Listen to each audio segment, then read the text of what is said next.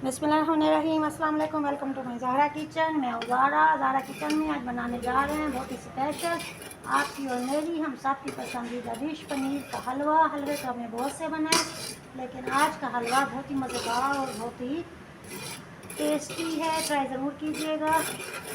उम्मीद है आपको मेरी रेसिपी पसंद आएगी। सबसे पहले मैंने डेगची को किया गरम। अब इसके अंदर डाला मैंने आधा कप सूजी को करेंगे हल्का सा ब्राउन से भूनेंगे अच्छी तरह ताकि ये हल्की हल्की ब्राउन हो जाए। इसके बाद शुरू करेंगे अपने अगले स्टेप को। अभी तक हमने इसके अंदर घी शामिल नहीं किया।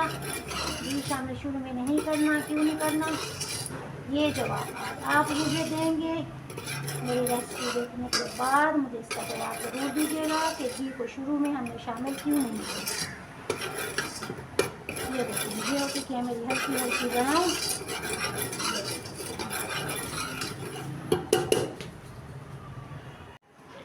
चलें जी, ये चुकी है हमारी हल्की हल्की ब्राउन सूजी हो चुकी है। अब मैं इसमें शामिल करूँगी अपना 1 चम्मच घी।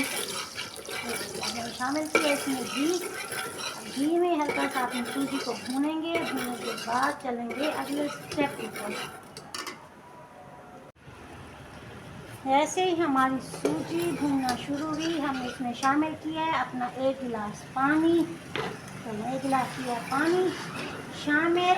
अब सूजी को इसमें पकाएंगे ताकि सूजी का दाना फूल जाए। जैसे ही दाना फूलेगा सूजी का, अब हम इसमें शामिल करेंगे अपनी बाकी कॉटेज चीज़। एक है येलो और एक है सफ़ेद। अगर आपको मिल जाए दोनों शेप में तो अच्छी बात है, अगर नहीं मिलती तो टेंशन की कोई बात नहीं, आप एक ही शेप की चीज़ यूज़ कर सकते हैं। मेरे पास 3 से 4 अदद ये मैं शामिल करूँगी छोटा छोटा काट के इसके अंदर। काटने के बाद अब मैं शामिल करूँगी इसमें अपनी चीनी और बादाम। आधा कप है चीनी और 5 से 6 अदद हैं बादाम जिन्हें मैंने बारीक काट लिया। इसके अंदर ये शामिल करूँगी। अब ये शामिल करने के बाद अब ये है मेरे पास खोया, दानेदार है खोया मेरे पास 250 ग्राम। अगर आपको मिल जाता है तो अच्छी बात है, अगर नहीं मिलता तो टेंशन ना लें, आप बर्फ़ी लेकर उसे भी चूड़ा चूड़ा करके इसके अंदर डाल सकते हैं।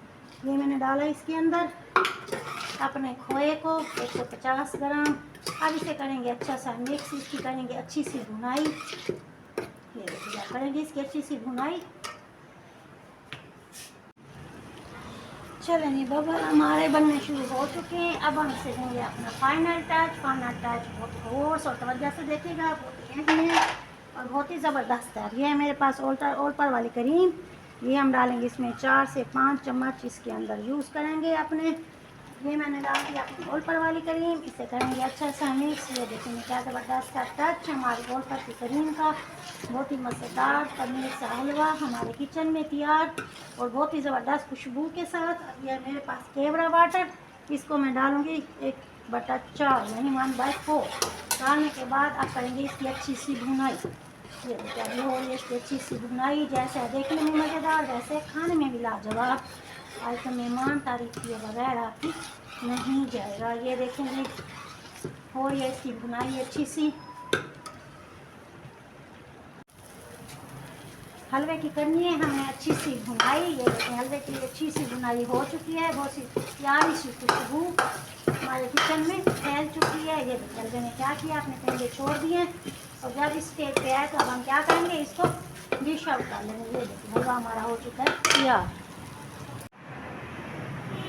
अल्हम्दुलिल्लाह पनीर का हलवा मेरा तैयार हो चुका है। ऊपर हमने गार्निश किया इसकी बादाम के साथ, आप चाहें तो पिस्ते के साथ भी कर सकते हैं। ट्राई ज़रूर कीजिएगा। अगर आपको मेरी छोटी सी मेहनत पसंद आई हो तो मेरे चैनल को लाइक शेयर और सब्सक्राइब करना मत भूलिएगा। अपने और अपने घर वालों का बहुत सारा ख्याल रखिएगा। ज़ारा को इजाज़त दीजिए, मिलते हैं नई रेसिपी के साथ। थैंक यू, अल्लाह हाफिज़।